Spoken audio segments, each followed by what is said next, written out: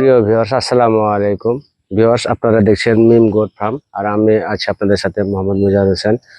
Viewers, আমরা ছাগল, বিশেষ করে যারা নতুন খামার স্টার্ট করেছি, আমরা অনেকেই একটু টেনশন করি যে কিভাবে ছাগল লালন পালন করতে হয়।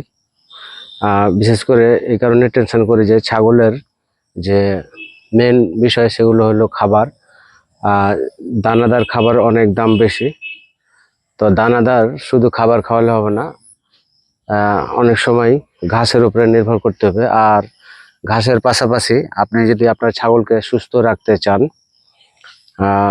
কৃমি মুক্ত রাখতে চান, তাহলে অনেক গাছ আছে যে গাছের লতা পাতা খেলেও কৃমি মুক্ত হয়ে থাকে। তার মধ্যে অন্যতম একটা হচ্ছে আপনার নিম পাতা। পাশাপাশি এখানে দেখতে পাচ্ছেন আমার এখানে এটা অরলের পাতা আর কি, অরল গাছ।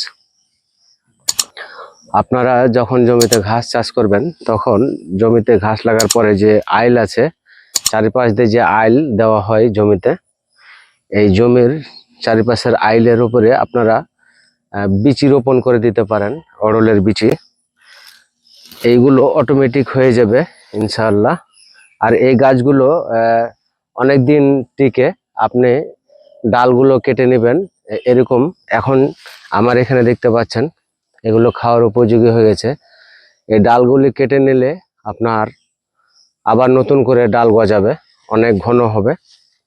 তা আমি প্রায় আমার চারিপাশে এগুলো লাগিয়েছি, কারণ আমি একজন নতুন খামারে।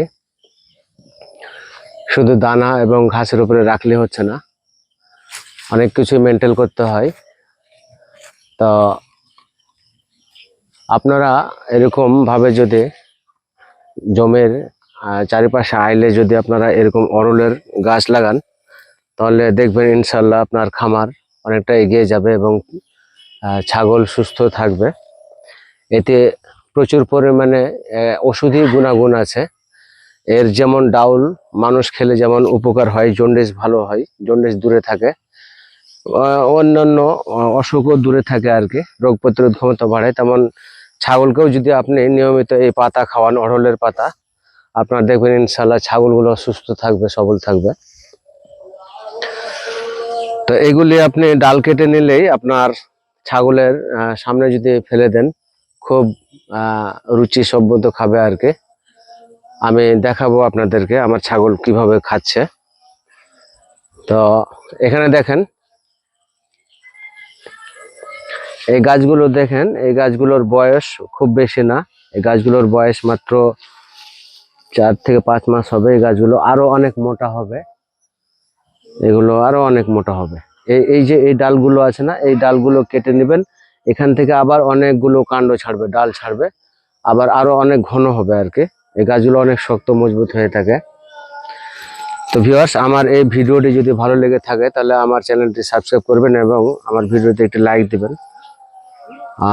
আমি প্রাকৃতিকভাবে যে ঘাসগুলো আমি জমিতে চাষ করি, যে যে কাটিং লাগাই আমি বা বিচি রোপণ করি, এইগুলোর পাশাপাশি যে আমি প্রাকৃতিক ঘাস কিভাবে উৎপাদন করে থাকি আমি আমার খামারের জন্য, সে ব্যাপারে আমি একটা বিস্তারিত ভিডিও আপনাদের মাঝে অবশ্যই খুব তাড়াতাড়ি নিয়ে উপস্থিত হব।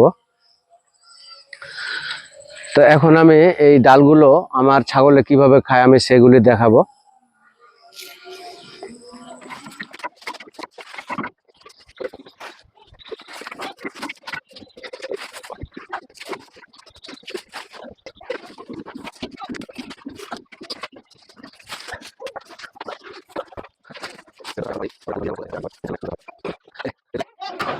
আসো, আস্তে আস্তে আস্তে আস্তে আস্তে আস্তে আস্তে যাও, আস্তে থামো, আস্তে যাও, আস্তে।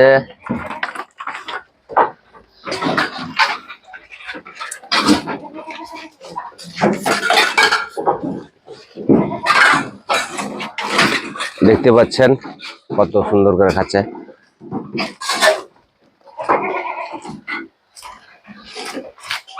এরাকে ধরতাক, এরাকে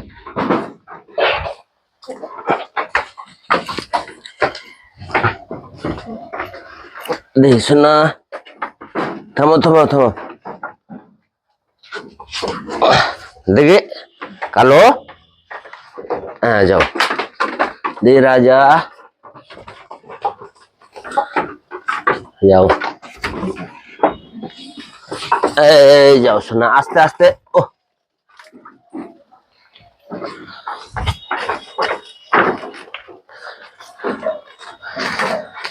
দেখি, সরো সরো দেখি। আহা,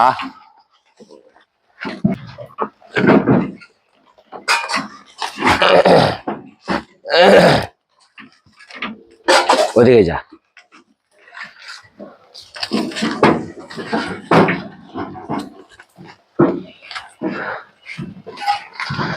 প্রিয় দর্শক, আশা করি আপনারা এইভাবে অরহরের গাছগুলি আপনাদের জমিতে বা জমির পাশে যে জমির আইলে লাগাবেন, এইভাবে খাওয়াবেন। ইনশাআল্লাহ আপনাদের ছাগল সুস্থ থাকবে, ভালো থাকবে। শুধু একরকম মানে কয়েক প্রকার খালি ঘাস খাওয়ালে হবে না, ছাগলকে সুস্থ রাখতে গেলে বিভিন্ন গাছের পাতা খাওয়াতে হবে আর কি। তো আজকের মতো আমি এখানে ভিডিও শেষ করছি। আপনারা যে যেখানে থাকুন ভালো থাকুন, সুস্থ থাকুন। আল্লাহ হাফেজ।